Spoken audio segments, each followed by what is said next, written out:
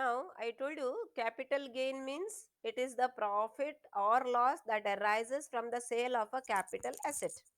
So, last class we saw what is a capital asset. Capital asset andre ಏನು ಅದನ್ನು ನಾವು ನೋಡಿದ್ದೇವೆ. Now, today let us see what are the different types of capital gains.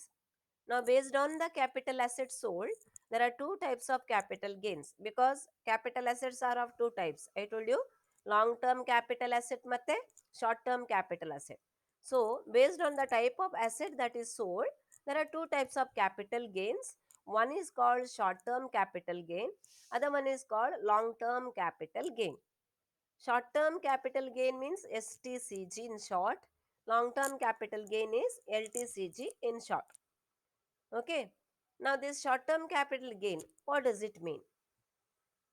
It refers to the capital gain, that is profit or loss, arising on the sale or transfer of a short term capital asset. Now all of you know what is a short term capital asset.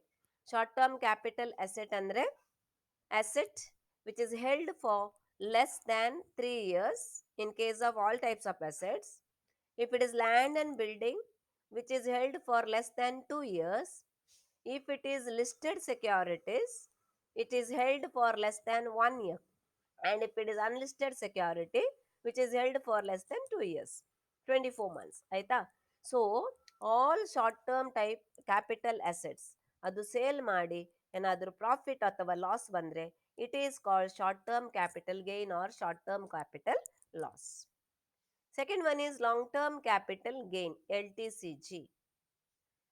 Any profit or loss arising on the sale of long term capital asset is called long term capital gain.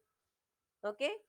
Any capital gain or loss arising on the sale or transfer of a long term capital asset is called long term capital gain. Andre, if an asset is held for more than 36 months, 3 years, ಅದು ನಂತರ sale ಮಾಡಿದ್ರೆ if it is sold after that, then it is called long term capital gain. Okay, ಅದೇ ಒಂದು ವೇಳೆ land and building ಆದರೆ after 2 years if it is sold. And if in case of securities, listed securities ಆದರೆ after 1 year, unlisted securities ಆದರೆ after 2 years. Okay, now there are two concepts actually. ನಾವು capital gain ಅಂತ ಹೇಳುವಾಗ ಅಲ್ಲಿ ಎರಡು concept ಇರಬೇಕು. ಒಂದು, there should be sale or exchange etcetera, ಅಂದ್ರೆ ಅಲ್ಲಿ ಏನಿರಬೇಕು, ಟ್ರಾನ್ಸ್ಫರ್ ಅಂತ ಹೇಳ್ತೇವೆ. So there should be transfer of ownership or change of ownership. Ownership ಒಬ್ಬನಿಂದ ಇನ್ನೊಬ್ಬನಿಗೆ ಅದು ಟ್ರಾನ್ಸ್ಫರ್ ಆಗಬೇಕು. ಈಗ ನಾನು ನನ್ನ ಅಸೆಟ್ ಅನ್ನು ನನ್ನ ಹೆಸರಲ್ಲೇ ಇದ್ರೆ ಅದು ಸೇಲ್ ಹೇಳುವುದಿಲ್ಲ. If I give my asset to somebody else for use, it is not sale. If I change the ownership to another person's name and then it is given to him, then it is called transfer. Artha aita? So there should be transfer of the ownership or change of the ownership from one person to another. ಒಂದು. ಎರಡನೇದು, the change of the ownership should be done for a consideration. ಆಯ್ತಾ? Transfer should be done for a consideration, free ಆಗಿ ಅಲ್ಲ, free gift ಕೊಡೋದಲ್ಲ. Okay, free gift ಕೊಟ್ಟರೆ ಅದು transfer ಆಗೋದಿಲ್ಲ. ಅಂದರೆ ಕ್ಯಾಪಿಟಲ್ ಗೇನ್ ಇರಬೇಕು. ಟ್ರಾನ್ಸ್ಫರ್ ಆಗ್ಬೋದು, ಚೇಂಜ್ ಆಫ್ ಓನರ್ಶಿಪ್ ಇರ್ಬೋದು, ಬಟ್ ಅಲ್ಲಿ ಕ್ಯಾಪಿಟಲ್ ಗೇನ್ಸ್ ಬರುವುದಿಲ್ಲ. When it is gifted, for example, ಅಥವಾ ಇನ್ಹೆರಿಟೆನ್ಸ್ ಆದರೆ ಅದು ಟ್ರಾನ್ಸ್ಫರ್ ಆಗಿರ್ಬೋದು, ಓನರ್ಶಿಪ್ ಚೇಂಜ್ ಆಗ್ಬೋದು, ಬಟ್ ಅಲ್ಲಿ ಕ್ಯಾಪಿಟಲ್ ಗೇನ್ಸ್ ಬರುವುದಿಲ್ಲ because there is no consideration. For example, ತಂದೆ ಹೆಸರಲ್ಲಿರುವ ಪ್ರಾಪರ್ಟಿ ಮಗನ ಹೆಸರಲ್ಲಿ ಆಗುವಾಗ ಅಲ್ಲಿ ಟ್ರಾನ್ಸ್ಫರ್ ಇದೆ ಬಟ್ ಕನ್ಸಿಡ್ರೇಷನ್ ಇಲ್ಲ. ಫಾರ್ ಕ್ಯಾಪಿಟಲ್ ಗೇನ್, ಒಂದು ಟ್ರಾನ್ಸಾಕ್ಷನ್ ಅನ್ನು ಕ್ಯಾಪಿಟಲ್ ಗೇನ್ ಅಂತ ಕನ್ಸಿಡರ್ ಮಾಡಬೇಕಾದ್ರೆ you should have both these aspect, ಎರಡೂ ಇರಬೇಕು. Change of ownership and at the same time sale consideration ಇರಬೇಕು. ಫ್ರೀ ಆಗಿ ಗಿಫ್ಟ್ ಕೊಟ್ರೆ ಅದು ಕ್ಯಾಪಿಟಲ್ ಗೇನ್ ಅಲ್ಲಿ ಬರುವುದಿಲ್ಲ. Okay,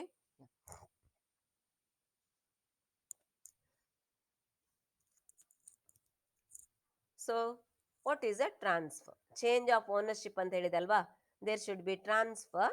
so what is a transfer? Now, transfer is defined under Section 2, subsection 47 of Income Tax Act. As per section 2 subsection 47, transfer includes the following. Transfer ಅಲ್ಲಿ ಏನೆಲ್ಲ ಬರ್ತದೆ ನೋಡಿ.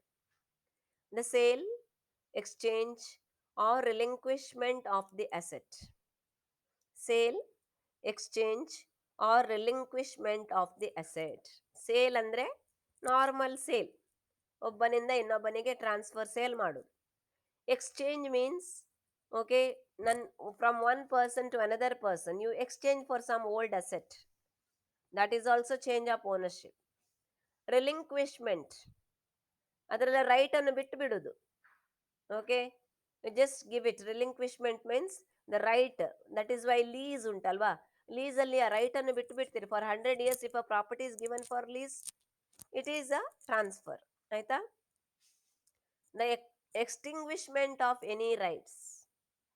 Okay, extinguishment of any rights law ಪ್ರಕಾರ ಒಂದು ವೇಳೆ ಅದು if at all a particular property, particular asset, ಅದು ಅದನ್ನು ಬಿಟ್ಟು ಬಿಡಬೇಕು ಅಂತಾದ್ರೆ you have to leave it. For example, ನಮ್ಮಲ್ಲಿರುವ ಆರ್ಕಿಯಾಲಜಿಕಲ್ ಇಂಪಾರ್ಟೆನ್ಸ್ ವಸ್ತುಗಳನ್ನು ಮ್ಯೂಸಿಯಂಗೆ ಬಿಟ್ಟು ಕೊಡುದು. ಓಕೆ, ಎಕ್ಸ್ಟಿಂಗ್ವಿಶ್ಮೆಂಟ್, ನಮಗೆ ಅದು ರೈಟ್ ಇತ್ತು. For example art work, let us assume ಚಂದ ಒಂದು ನಾವು ಆರ್ಟ್ ವರ್ಕ್ ಮಾಡಿದ್ದೇವೆ relating to national importance.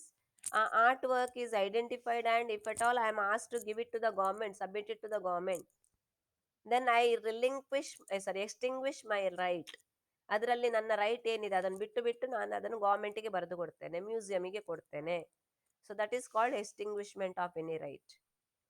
Compulsory acquisition, compulsory acquisition under any law. ಈಗ for example whenever the road construction ಆಗುವಾಗ, ಬ್ರಿಡ್ಜ್ ಪಬ್ಲಿಕ್ ಪರ್ಪಸ್ಗೆ ಏನಾದರೂ ಕನ್ಸ್ಟ್ರಕ್ಷನ್ ನಡೆಯುವಾಗ, ಆ ಪಬ್ಲಿಕ್ ಪ್ರಾಪರ್ಟಿಯಲ್ಲಿ, ಇನ್ ದ ಸೆನ್ಸ್ ಪಬ್ಲಿಕ್ ಇದರಲ್ಲಿ, ಅಲ್ಲಿ ಏನಾದರೂ ಪ್ರೈವೇಟ್ ಪ್ರಾಪರ್ಟಿ ಇದ್ರೆ ಅದನ್ನು ಎಕ್ವೈರ್ ಮಾಡ್ತಾರೆ.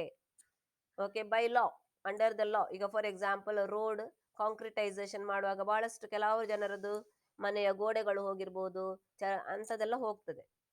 It is called compulsory acquisition. ಅದು property does not belong to the government, it is a private property of a person, but government will acquire it because of the exercise of law. Law exercise ಮಾಡಿ ಮಾಡುವಂಥದ್ದು. So ಆಗ ಅದು it is also called transfer. You have to give the ownership to them. They may give little compensation, ಹಣ ಕೊಡ್ತಾರೆ, ಫ್ರೀಯಾಗಿ ಮಾಡೋದಿಲ್ಲ ಅದನ್ನು.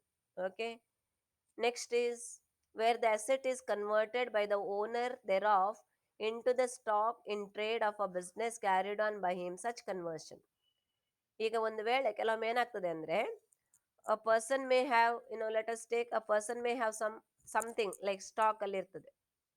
Okay, ಈಗ ನಾವು ಅವನ ಹತ್ರ ಒಂದೆರಡು, let us assume a person has 1 or 2 ಕಾರುಗಳಿವೆ. ನಾವು so far he had his personal car. Now let us assume he is going to start one second hand sale car, true value ತರ ಒಂದು second hand sale ಮಾಡ್ಲಿಕ್ಕೆ ಅವನೊಂದು business start ಮಾಡ್ತಾನೆ. ಅವನ ಹತ್ರ already 2-3 ಗಾಡಿಗಳು ಉಂಟು. That also he puts it in that business. ಆ ಬಿಸ್ನೆಸ್ ಅಲ್ಲಿ ಅವನು ಹಾಕ್ತಾನೆ, ಅದನ್ನು ಸೇಲ್ ಮಾಡ್ಲಿಕ್ಕೆ ಅಂತ ಇಡ್ತಾನೆ. So it is called conversion of personal asset into stock. ಅವನ ಪರ್ಸನಲ್ ಅಸೆಟ್ ಅನ್ನು ಅವನು ಸ್ಟಾಕ್ ರೂಪದಲ್ಲಿ ಹಾಕಿದ. ಸ್ಟಾಕ್ ಅಂದ್ರೆ that he can sell it as a goods. ಮುಂದೆ ಅವನ ಬಿಸ್ನೆಸ್ಗೆ ಅವನು ಸೇಲ್ ಮಾಡಬಹುದು. ಅರ್ಥ ಆಯ್ತಾ? ಅದೇ ರೀತಿ let us take a person has, ಅವನ ಹತ್ರ ಕೆಲವು ಅವನು ಫರ್ನಿಚರ್ ಡೀಲ್ ಮಾಡ್ತಾನೆ. he has his own furniture.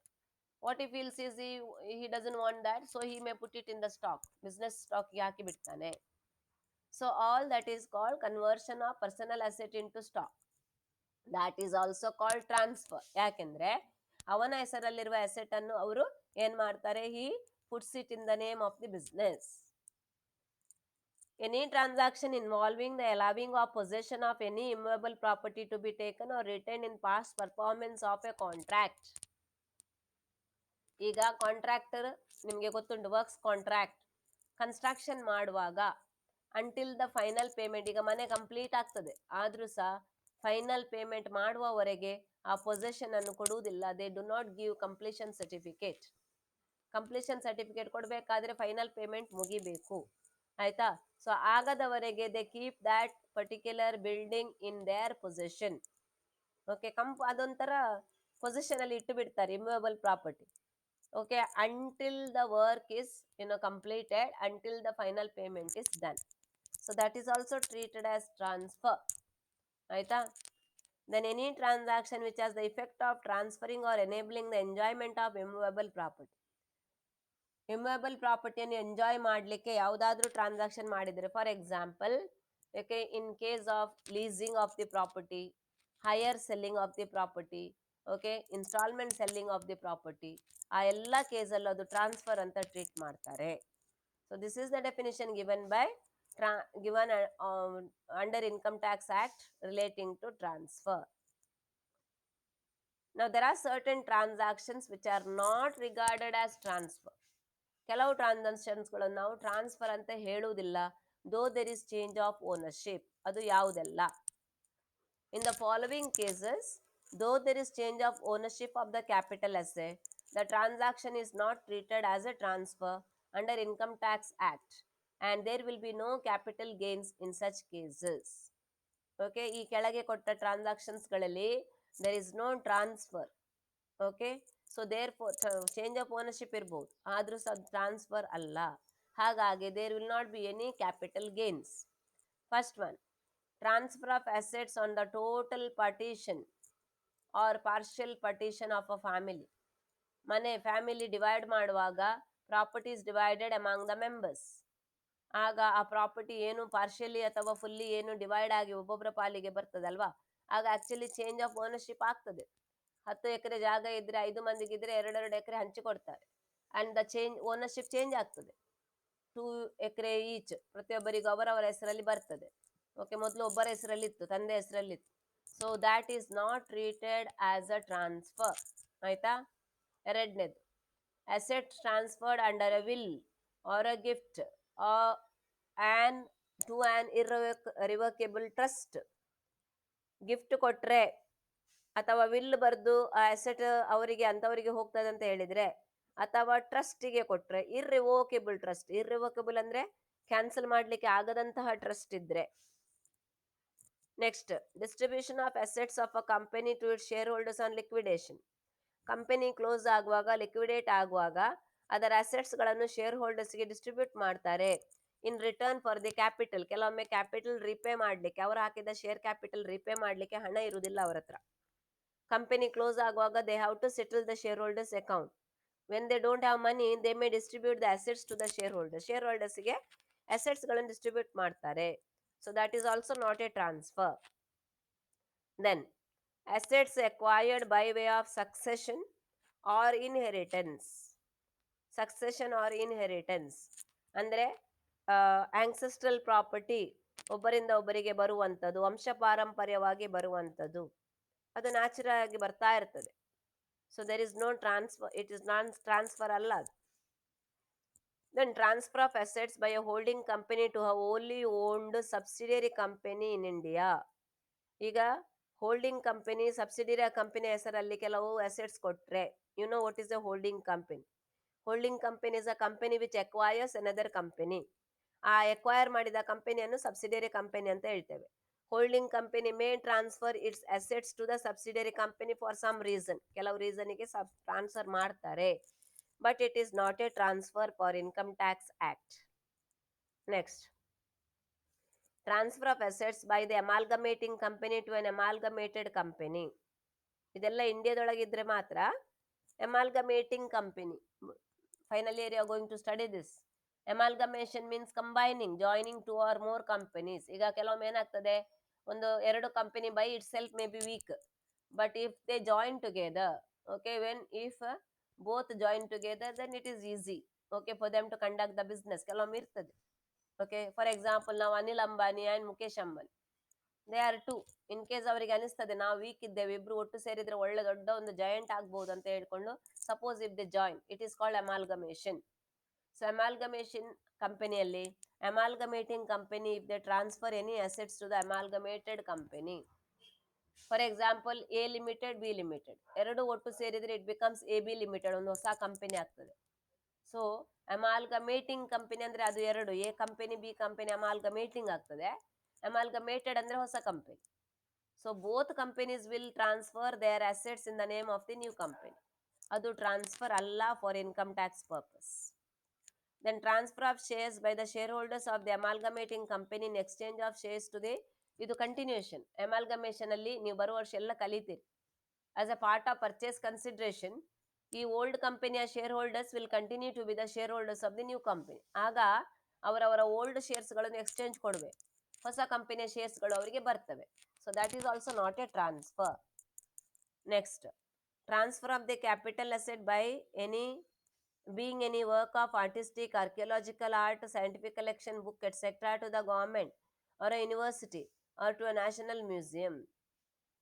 ಒಂದು ವೇಳೆ ನಮ್ಮ ಪರ್ಸನಲ್ ಇನ್ ಕೇಸ್ ಟ್ರಾನ್ಸ್ಫರ್ ನಮ್ಮ ಹತ್ರ ಏನಾದರೂ ಇದ್ರೆ, ನಾನು ಅದು ಹೇಳಿದಲ್ಲ ಆರ್ಟ್ ವರ್ಕ್ ಎಟ್ಸೆಟ್ರಾ, ಅದು actually transfer of capital asset ಆಗುದಿಲ್ಲ. Transfer by way of conversion of debentures, debenture stock, ಈ ಡಿಬೆಂಚರ್ಸ್ ಎಲ್ಲ ಉಂಟಲ್ವಾ, ಅದು ಡೆಟ್ ಸೆಕ್ಯೂರಿಟೀಸ್, ಅದನ್ನು ಶೇರ್ ರೂಪದಲ್ಲಿ ಟ್ರಾನ್ಸ್ಫರ್ ಮಾಡ್ಲಿಕ್ಕೆ, ಕನ್ವರ್ಷನ್ ಮಾಡ್ಲಿಕ್ಕೆ ಆಗ್ತದೆ, ಕನ್ವರ್ಟಿಬಲ್ ಡಿಬೆಂಚರ್ಸ್. ಒಂದು ವೇಳೆ debentures are converted into shares, that is also not treated as a transfer. Okay, so these are the cases where which are not treated as transfer for the purpose of Income Tax Act. So let us take the next concept.